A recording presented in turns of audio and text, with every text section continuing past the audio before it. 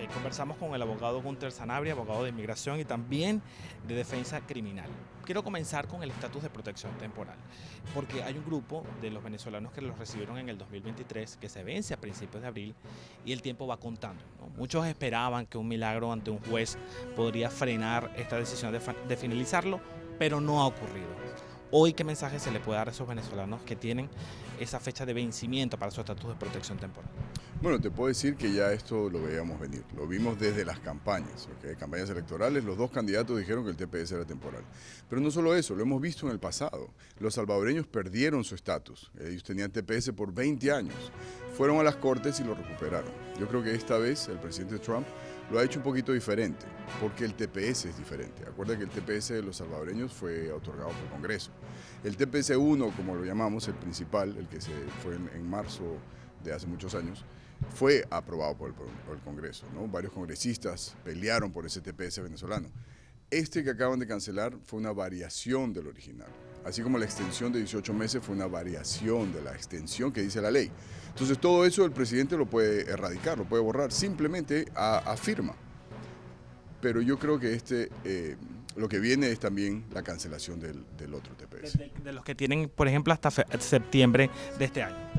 Así. Yo creo que los que tienen hasta septiembre no es el mismo TPS, por eso se está demorando un poco más, pero al final del día yo creo que los dos TPS se van. Es decir, que sería un poco, digamos, no irresponsable, pero decir un poco efectivo de esos venezolanos que se les vence ahora en abril, sentarse a esperar por una decisión judicial que permita cambiar lo que ya está decidido. Mira, lo que estamos haciendo es actuando. En este momento le digo a todos los venezolanos que vienen con ese TPS, no pierdan el tiempo. No pierdan una esperanza que no se va a dar. Si tienen la oportunidad de aplicar por asilo, apliquen por asilo, sobre todo las personas que entraron con parol humanitario. Entonces, le digo a todo el mundo, inmigración es de acción, no es sentarse a esperar 1, 2, 3, 4 años a ver qué nos puede dar el gobierno. En el caso de los que sientan que no califican a un asilo, he conocido muchísimos casos. Personas que me dicen, yo ya he hecho mi vida aquí, ya tengo un trabajo, me siento bien, pero no sé cómo defender o si tengo un caso así.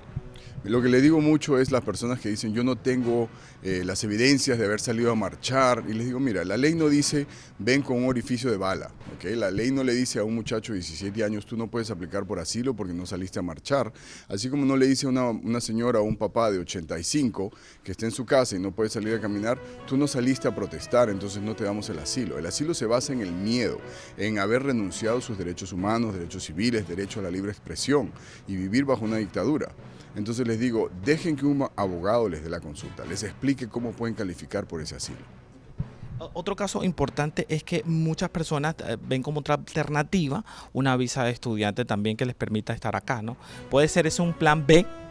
Bueno, muchas personas están vendiendo la visa de estudiante como plan B, pero la visa de estudiante no es una visa para venir a quedarse, el asilo es una petición para quedarse. El TPS es técnicamente una decisión de quedarse en los Estados Unidos. La visa de estudiante es algo temporal para venir a estudiar y irse. Entonces existe la contradicción de lo que están haciendo. Yo les diría siempre, busquen un abogado, si lo que quieren hacer es quedarse en los Estados Unidos y califican, busquen un abogado. Otra pregunta, ya han comenzado los vuelos de deportación hacia Venezuela. Cualquier migrante que tenga aquí una orden de deportación corre el riesgo de ser parte de esos vuelos que los lleve a Caracas. Hay muchos niveles, se podría decir, ¿no? Una persona que tiene una deportación puede haber apelado, entonces está en el proceso de apelación.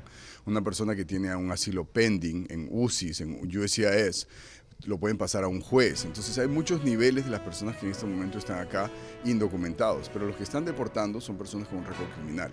Una persona con una sentencia criminal es técnicamente deportable inmediatamente. Y yo creo que eso es lo que está pasando en este momento. Pero la pregunta es, ¿qué va a pasar cuando Donald Trump no tenga a quién deportar? ¿Va a ir detrás de esas personas que tienen el asilo pendiente? ¿Va a ir detrás de las personas que tienen DACA o TPS? Esa es la pregunta. ¿Podría ocurrir? En cierta manera sí, todos somos deportables hasta que uno es ciudadano, hasta un residente es deportable. Yo he tenido casos en los que un residente lo estaban tratando de deportar, así que ¿es posible? Sí es posible. La asesoría es fundamental en este momento. Yo estaba leyendo ayer un artículo en Voz de América que indicaba, alertaba que hay muchas personas paralegales que se están aprovechando de esta situación. Entonces, usted como profesional, el mensaje para que la gente no caiga, porque perder dinero en medio de esta angustia sería demoledor para cualquier persona. Así es, mira, lo que yo le digo a todo el mundo es, no tengo nada en contra de los paralegales, yo tengo 140 paralegales. Nos ayudan muchísimo los abogados. Pero con un ejemplo, por ejemplo, Un enfermero, una enfermera puede ver una cirugía de corazón 1000 veces, no quiere decir que sepa hacerla. Los abogados obtenemos nuestra experiencia de la corte, de la trinchera. Entonces confíe en un abogado, no ponga sus manos en las manos de un paralegal. Usted además es experto en defensa criminal. Actualmente hay un tema interesante con la migración venezolana y es los presuntos vínculos con el Tren de Aragua, ¿no? Unos han sido aparentemente enviados a Guantánamo, hay otros que aparentemente están dentro de Estados Unidos, hay mucha preocupación de la gente por si este tipo de señalamientos o por la captura de uno puede involucrar a otros. Hoy se habla en el periódico de New York Times que estaría Estados Unidos pensando ya clasificarlo como una organización terrorista internacional. ¿Qué significaría esto? Y sobre todo para esos migrantes que tienen el temor, porque sí no podemos negar que hay varios casos, ¿no?, que suenan mucho en la opinión pública.